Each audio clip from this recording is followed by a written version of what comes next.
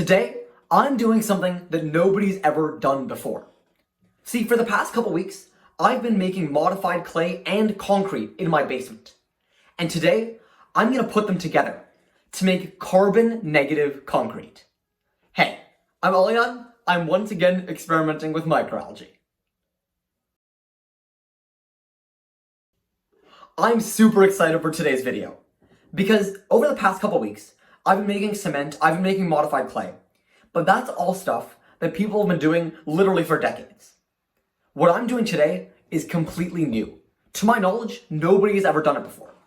Today, I'm going to be mixing my modified clay with concrete.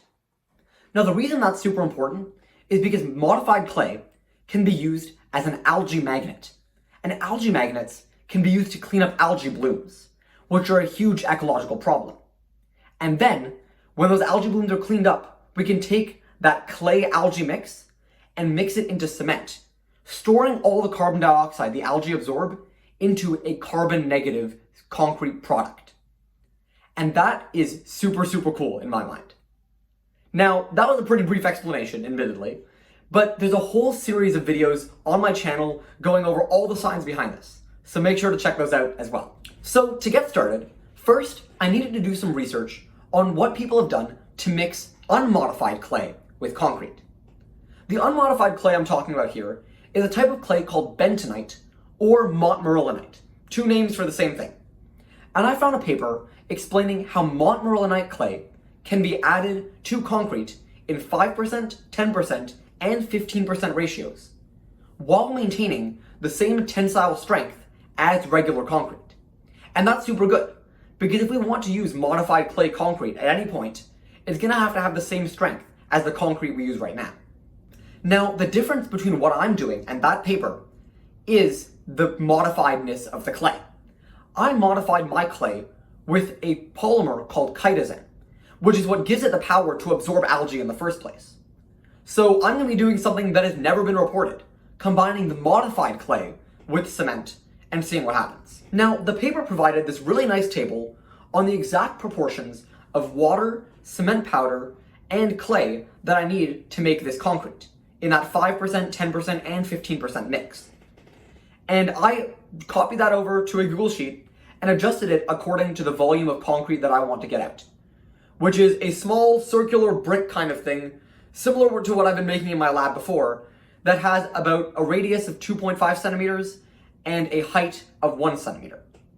So I've adjusted it all according to that volume, and you can see here the table of all the values of water, milliliters of water, grams of cement powder, and grams of clay that I'm gonna need, and that I'm gonna be mixing together right now. So let's head over to the lab. All right, we're in the lab and we're ready to make some concrete. Now, that table I had from before has the entire recipe for concrete that I need. And I'm gonna start by making the 5% clay concrete mixture. So I'm going to be adding in, let me just check my spreadsheet over here, about 25 grams of cement powder, which I've got right here, about 11.5 milliliters of water, which I'm gonna get from the tap, and about 1 gram of my modified clay, which is in this bucket here. So I'm going to get all of the materials weighed out and into this container here, and I'll be back in a second. Okay, so I've mixed together my cement powder, my modified clay, and some water all in this container, and you can see it's kind of this watery mix of powders right now, and I'm going to use a spoon to stir it up.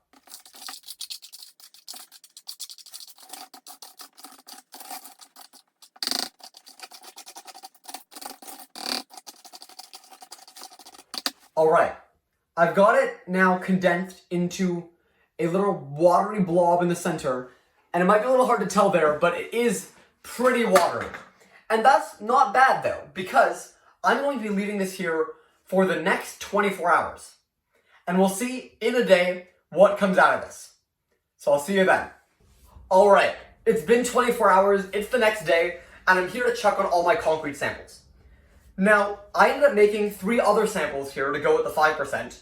I have the 5% mix here. This is 10% modified clay, 15% modified clay, and I made a quick control group with no modified clay just to see what happens. And I'll show you each of these one by one. So This is the regular concrete with no modified clay added.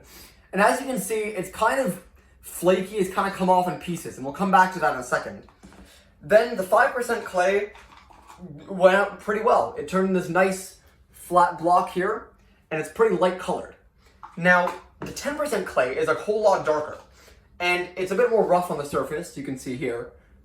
And then we have finally the 15% clay, which is again more dark and more rough on the surface. So what I'm taking away from this is that somewhere along the spectrum of more concrete powder and more clay, there's this middle ground of an optimal mix of concrete and clay to make the best possible clay-concrete composite.